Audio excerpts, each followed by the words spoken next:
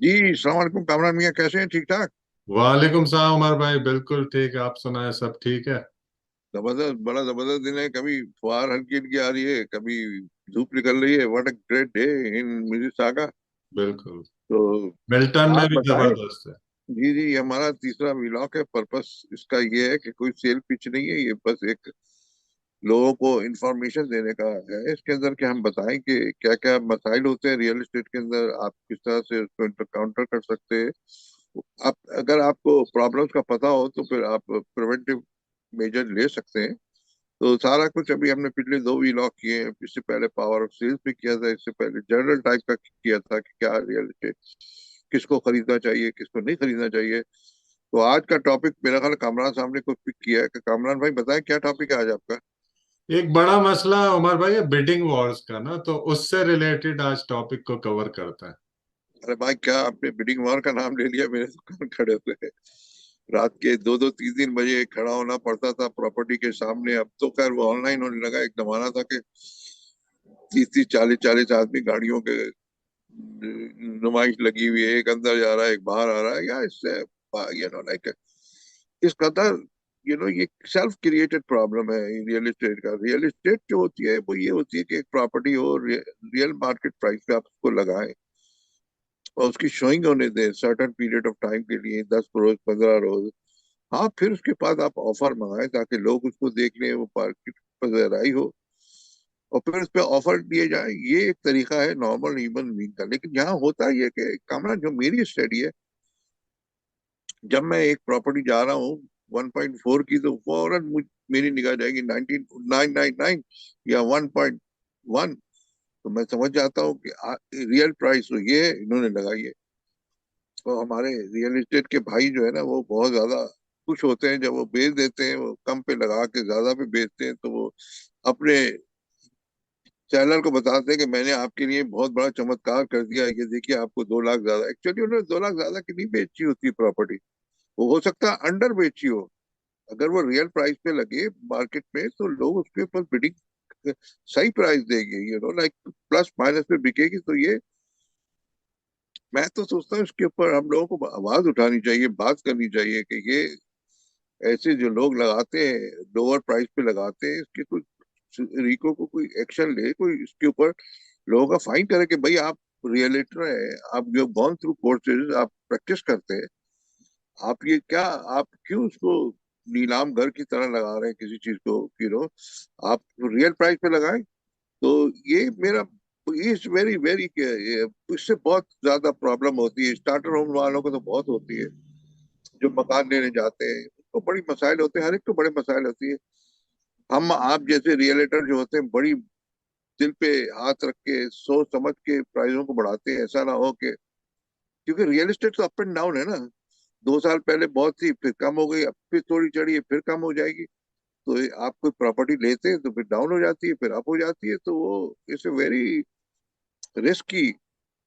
मेरा तो यही है। मैं फिर और मजीद ऐड करूंगा, आप इसके अंदर कुछ कहना चाहते हैं तो कहिए कामरान। जी उमर भाई, असल में क्या है कि बिडिंग वॉर क्रिएट दोनों तरीके से हो जाती है ना।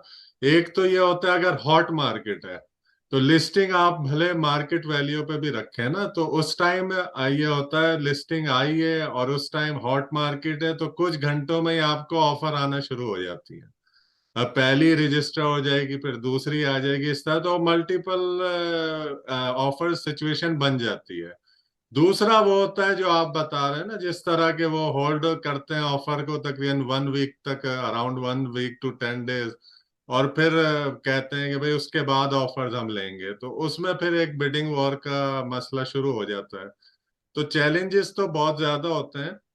और प्रॉब्लम ये है कि यहाँ पर ब्लाइंड बिडिंग और ब्लाइंड बिडिंग का प्रोसेस होता है, कि जिसमें कोई भी रियल्टर मकसद बायर से या बायर एजेंट से नंबर ऑफ ऑफर्स तो शेयर कर सकता है, लेकिन उसके कंटेंट क्या है वो नहीं शेयर कर सकता।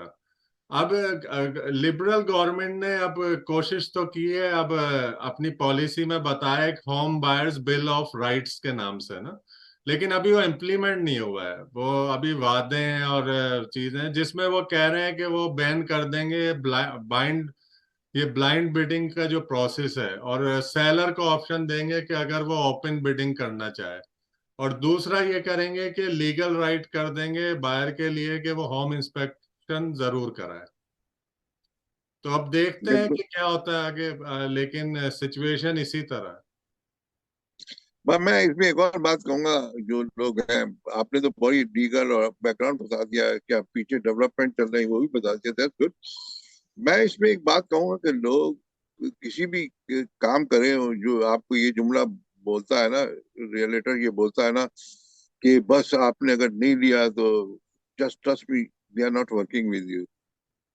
प्रॉपर्टी आती है जाती है, ये फैसले बड़े तहम्मुल से किए जाते हैं। Nothing is permanent in the world. क्या ये आई ये प्रॉपर्टी तो अगर नहीं लिया तो हम, मैं तो, कामरान तुम्हें पता है, हम दोनों अल्लाह पे बिलीव करते हैं कि एवरीथिंग इज ऊपर वाले की। तो इसलिए ऐसे लोगों से आप बचें जो आप किसी रियलेटर के साथ काम कर रहे हैं, जो आपको बिडिंग के वक्त आपको पंप करे कि अगर आपने इसमें 50,000 नहीं दिए तो फिर आपको ये मिलेगी नहीं। तो प्लीज ऐसे लोगों से आप काम करने से, आपके पास अगर आपका भाई भी कर रहा हो तो उसे हाथ जोड़ के कहें भाई तू चला जा।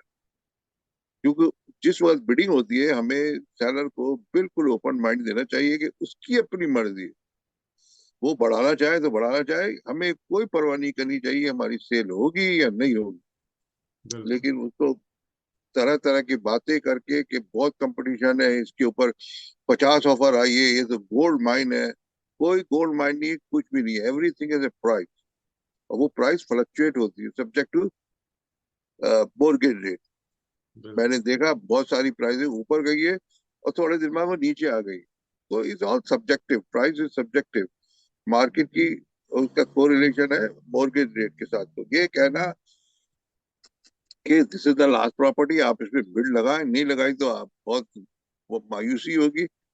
वैसे ही लोग जो बेचारे होते हैं वो बहुत ही ज्यादा सेंटिमेंटल होते हैं जिसमें बिडिंग करते हैं, उनको काम डाउन करना चाहिए। उनको कहना चाहिए कि आप जो आप मुनासिब समझ, और रियलेटर को चाहिए मुनासिब दाम बताए कि इससे ऊपर आप गए तो फिर जिम्मेदारी आपकी होगी, मेरी जिम्मेदारी नहीं होगी। ये प्रॉपर्टी 1.2 से वर्थ ऊपर नहीं करती है। अब अगर उसका दिल चाह रहा है तो उससे कह के भाई आपकी मर्जी है, मैं इसका हिस्सा नहीं बनूंगा, क्योंकि ये बातें फिर it horn back to you. तो बस यही है, लोगों को अवेयरनेस क्रिएट करनी है कि आप बिडिंग वॉर के सब जाए तो बहुत होशियारी से काम करें। और रियलेटर जहां देखे कि आपके ऊपर चढ़ रहा है, आपको पुश कर रहा है, तो ऐसे रियलेटर से बचे आप। आई एम रिपीटिंग अगेन, आप do not work with the realtor जो आपको पुश करे कि this is the end of the world, नहीं ली तो फिर नहीं। No, don't work with the realtor जो आपको पुश करते हैं। जी उमर आप भाई, अपनी इसमें, अपना फैसला करें। जी इसमें एक और चीज है, मकसद के प्रॉपर स्ट्रेटेजी जरूर रखें। कि मकसद, एक तो फर्स्ट थिंग ये है कि आप इमोशनली अटैच ना हो प्रॉपर्टी से। अगर ये प्रॉपर्टी ऐसी सिचुएशन चल रही है, बिडिंग वॉर वाली, हॉट मार्केट है, तो ठीक है, ये नहीं मिली तो अगली मिल जाएगी, डील्स आती रहेंगी। हॉट मार्केट में इन्वेंट्री आना शुरू हो जाती है। इसमें एक चीज ये है कि स्पेशली वो फर्स्ट टाइम होम बायर जो मुश्किल से डाउन पेमेंट जमा करते हैं या क्लोजिंग कॉस्ट जमा करते हैं, उनके पास साइड में पैसे नहीं होते मकसद किसी भी चीज के ना, और बहुत टाइट बजट होता है, तो वो कोशिश करें कि बिडिंग वॉर सिचुएशन से दूर रहें। क्योंकि वो कई बार इंगेज हो जाते हैं और हाई प्राइस दे देते हैं, और फिर ये होता है अप्रेजल के इशू आते हैं, पैसे उनके पास होते नहीं है, तो काफी प्रॉब्लम में वो फंस सकते हैं।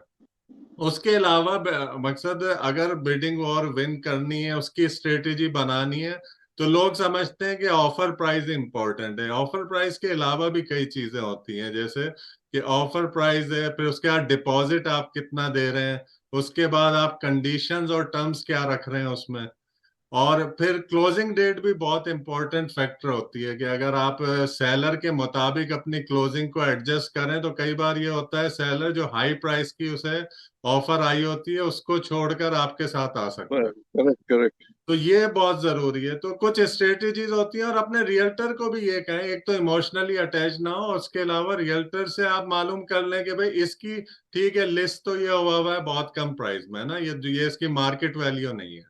तो मार्केट वैल्यू आपको वो डिस्कस करे आपके साथ और आपको बताए, कंपेरेबल भी आपसे डिस्कस करे, प्रॉपर्टीज के, तो उसमें आप स्ट्रेटेजी बना लें कि भाई ठीक है मार्केट वैल्यू ये है और मैक्सिमम हम ये जाएंगे चाहे जितनी भी ऑफर्स आ जाए।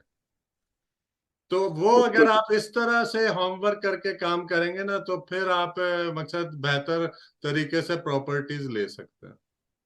कुमार भाई, कामरान, आपने हर पहलू को उजागर कर दिया, लोगों को एक्सप्लेन कर दिया। You explain everything to everybody, so people listen to it, and we will, I think that we did a good job.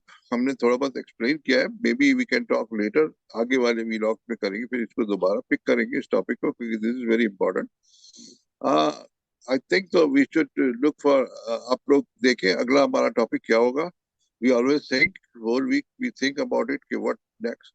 We will try to bring you new topics which will help you in buying process, in selling process, both. तो कामरान, इसके साथ मैं चाहूंगा इजाजत, क्योंकि आज Sunday, आपने भी जाना होता है, मुझे भी जाना होता है। तो आप अपना इंट्रो दे दें, मैं अपना इंट्रो दो, उसके साथ इजाजत चाहते हैं। चले, आप बिल्कुल अपनी बात उमर भाई, कर लें पहले। नंबर तो हमारे वीडियो में वैसे ही विजिबल है, तो कोई भी किसी भी सिलसिले में, अच्छा हमारे व्यूअर्स भी हमें टॉपिक बता सकते हैं कि वो चाहते हैं कि हम किसी टॉपिक को कवर करें नेक्स्ट वीडियोस में, तो प्लीज बताएं और हमें खुशी होगी कि उस टॉपिक को आपके लिए कवर करें। जबरदस्त, ये बात बहुत अच्छी की है कि लोग हमें हमें आप सजेशन दें कि हम किस टॉपिक पे बात करें, आपको क्या सजेशन दे सकते हैं। Wonderful thing you said in the end, command. तो चले, इसके बाद इजाजत चाहते हैं, फिर इंशाल्लाह अगले हफ्ते मिलेंगे किसी और हॉट टॉपिक के साथ। Good bye, take care. Okay Umar भाई, यू टू, थैंक यू।